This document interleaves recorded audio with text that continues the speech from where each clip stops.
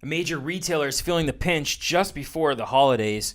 A major media company is losing a ton of jobs, and the Bank of Canada has decided, well, now's not the time to raise interest rates. This is the Ken Parkin Real Estate Podcast. Hi, and welcome to the Ken Parkin Real Estate Podcast, where we bring you real estate, business, and life hacks to help you through each and every day. Sit back and relax. Another episode of the Ken Parkin Real Estate Podcast. Well, I want to welcome each and every one of you to the Ken Parkin Real Estate Podcast. Thank you so much for joining us. It is Wednesday, December the 5th, 2018. This year is flying by in case you haven't noticed or haven't been paying attention. We are at the end of 2018. 2019 is rolling into, well, it's coming quickly. Let me put it that way. We cannot get away from negative news. It's challenging when you're in the business space and when you're in the real estate space, as it seems like the last few months have been a little bit more negative than positive. We're going to end the podcast with a little bit of positive news, but I feel it's in our best interest in this form where I can communicate to each and every one of you that I want to just try and keep it as real as possible from my perspective.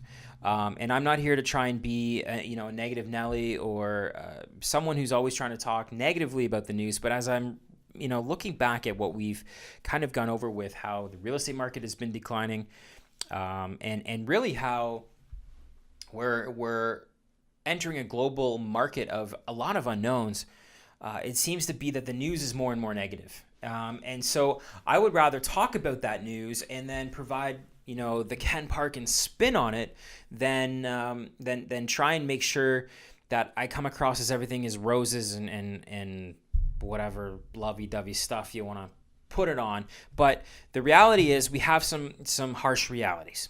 We have some things that are happening in our world that we need to talk about, we need to address, we need to really sit down and analyze and then make a plan going forward in everybody's life as to how you're going to react.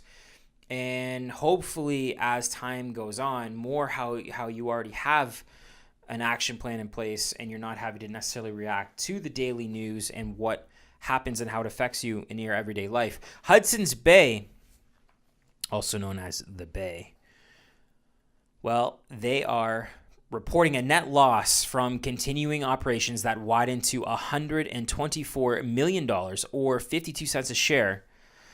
And that is up from $116 million last year. So they're basically losing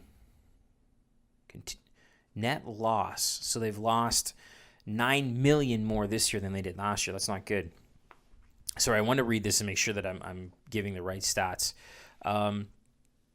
HBC has embarked on a mission to boost flagging stores as the flagging sales as the company combats market share erosion by e-commerce behemoths, including Amazon.com or .ca up here in Canada.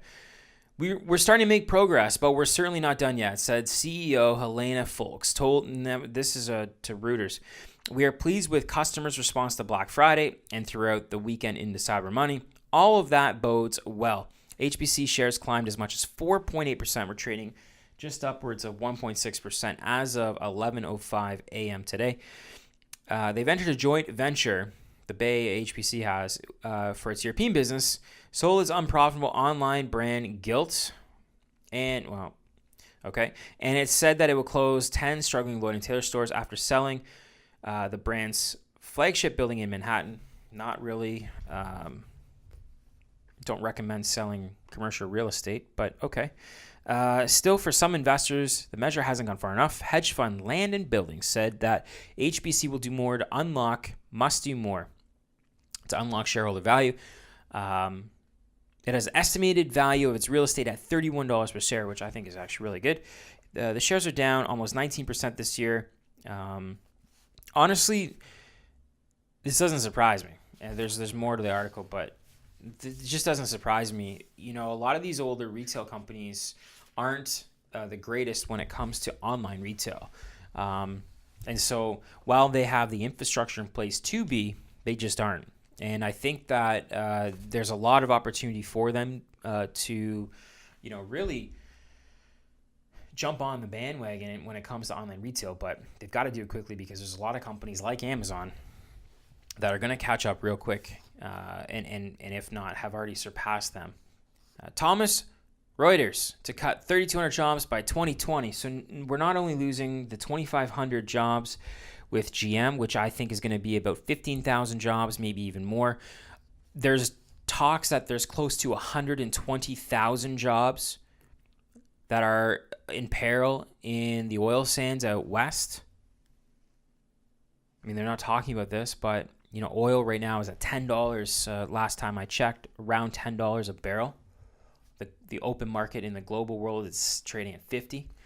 We have a lot of political unrest when it comes to the oil sands due to things like pipelines and multitude of factors. So there's a lot of unrest when it comes to jobs out west if you're in the oil sands.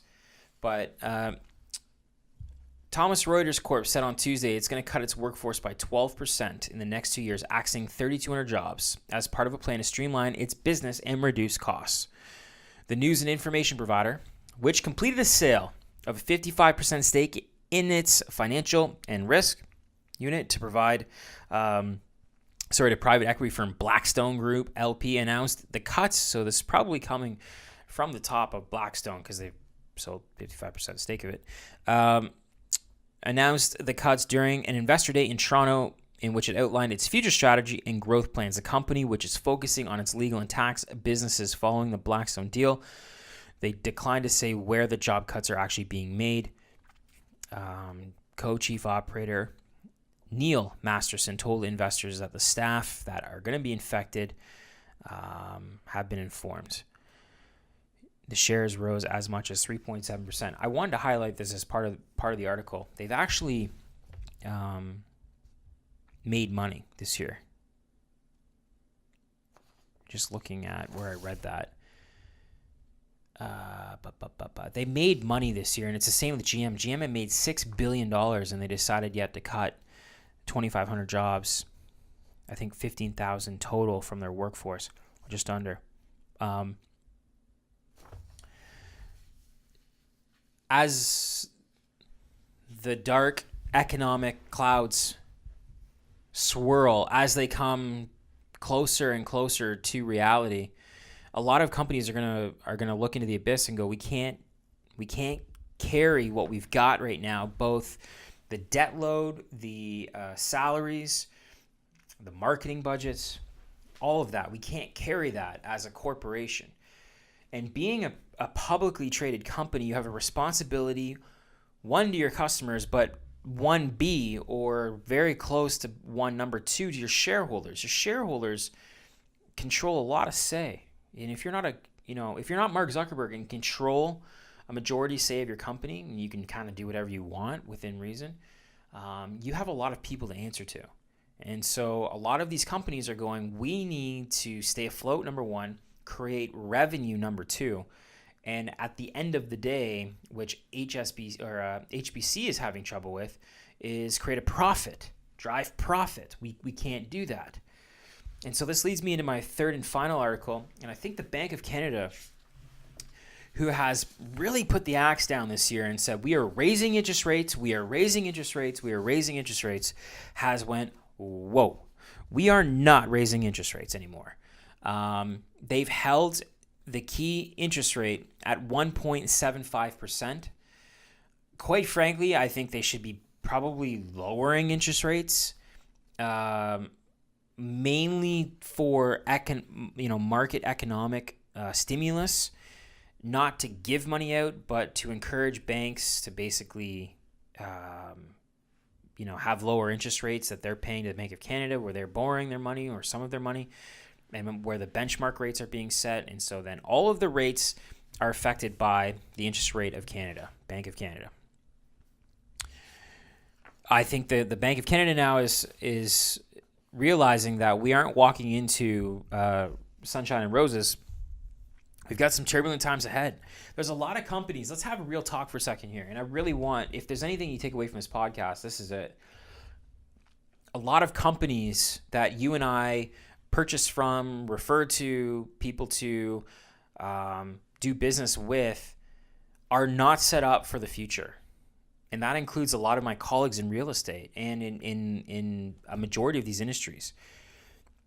Business in 2 to 5 years, in that time period, is not going to be done the same as it is today. Real talk. And that's for majority of people that are in any kind of business industry. And the reason is not because we want to change, it's because we need to change to stay up with the current and future client trends when it comes to dealing with businesses.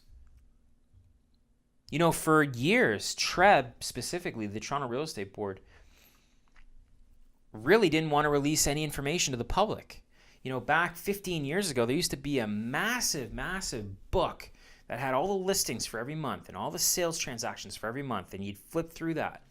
And each office would have one. And that was the MLS. That was the data we had from the MLS. And we held data as realtors, as gold. And what we fail to realize is that the data isn't the gold. It's the realtor themselves that can provide the customer service and deliver and over-deliver on the expectations for our clients. And this goes for mortgage brokers and home inspectors and lenders and anybody that is in the business.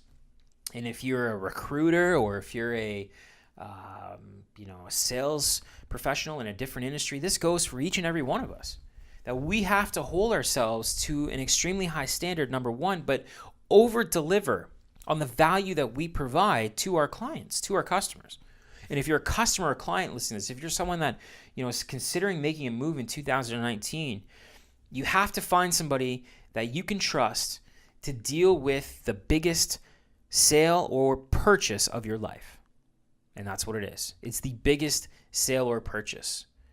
And it's been 10 years of craziness with this real estate market. 10 years. It's been absolutely nuts. And it's changing. And I feel like a majority of the agents who have experienced this rush are going to be left out there floundering because they have no clue. And this isn't a knock. This is just reality. They have no clue as to how the new market is going to come and how clients today are looking at how to buy and sell real estate or how to go and get a mortgage or how to purchase anything online. It's different. And if we don't, as professionals, snap out of this norm that we carry, this standard, it's a standard that we carry where we'll do just enough to get by, do just enough to make them happy, do just enough to deliver on what we say we're going to do. If we don't raise the bar, number one, and number two, completely look at how we change the way we do business. And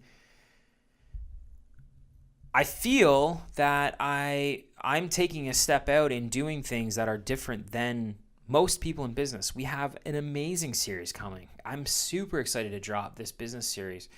We have our first one done where we are going to highlight different businesses in the GTA in a completely different way. A way that clients and customers are going to want to sit down and watch this. And we've broken it down into 1 to 2 to 3 minute videos. And I'm really excited to share this with you. I think it's going to be something that a lot of businesses can benefit from. I know I've had a lot of interest from businesses that want to sit down and do this. My point is this: if we don't change how we do things, all of these negative stories of jobs being lost are going to greatly affect us more than if we get with the times, learn how to change how we do things, and move forward, not just as sales professionals or as business people, but as a country. We have a lot to offer. Canada has so many natural resources, so much brain power. We have a lot of blue-collar, hardworking professionals that put in the time and make this country what it is. Let's not lose focus. Let's not lose track of that. And and let's move forward as better people, as better Canadians, as better salespeople, as better business people, and honestly, just more as better human beings. That's it. That's all. Hope everybody's having a great Wednesday. Listen, I appreciate you following me on this journey of the podcast. And we're going to keep bringing quality content to you. And if you're a colleague in the business, if you are in a supplementary business for real estate, or if you're a person considering making a move in 2019, I'd love to hear from you. Thank you so much. Go out and have an amazing Wednesday.